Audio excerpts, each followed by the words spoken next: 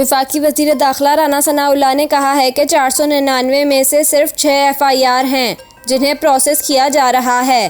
صرف 6 FIR کا trial ممکنہ طور پر ملٹری کورٹ میں ہو سکتا ہے، جبکہ پنجاب میں صرف 19 اور خیبر پختونخوا میں صرف 14 ملزمان کو ملٹری حکام کے حوالے کیا گیا ہے۔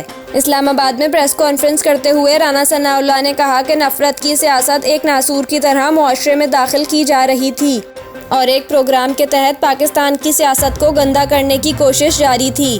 ایک پروگرام کے تحت ملک کے دارالحکومت کو سیز کرنا تھا۔ انہوں نے کہا کہ عمران خان 1 سال سے مسلسل نفرت کی سیاست کر رہے تھے۔ انہوں نے نفرت کی سیاست میں 25 مئی کو اسلام آباد پر حملہ کرنا تھا۔ ایک پروگرام کے تحت لوگوں کو پیٹرول بم بنانے کی ٹریننگ دی گئی۔ عمران خان ایک فتنے کا نام ہے۔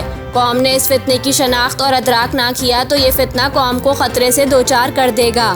اس سے پہلے یہ فتنہ ملک کو کسی حادثے سے دوچار کرتا، خود ہی اپنے آپ کو اور اپنی جماعت کو حادثے سے دوچار کر لیا۔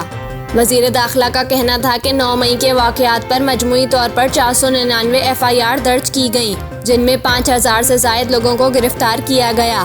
ان میں سے 80% لوگ ضمانت پر رہا ہیں۔ ATA کے مقدمات میں 3944 افراد کو گرفتار کیا گیا اور 88 مقدمات انسداد دہشت گردی ایکٹ کے تحت درج کیے گئے۔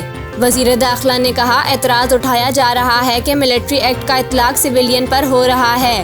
ممنوع علاقوں میں جانے والے، بھیجنے والے اور جانے میں مدد کرنے والے پر ملٹری ایکٹ لگتا ہے۔ آفیشل سیکرٹ ایکٹ اور ملٹری ایکٹ کا اطلاق وہاں ہوتا ہے جو دفاع سے متعلقہ جگہ ہو، جبکہ جناح ہاؤس کور کمانڈر کی رہائش گاہ اور کیمپ آفس تھا۔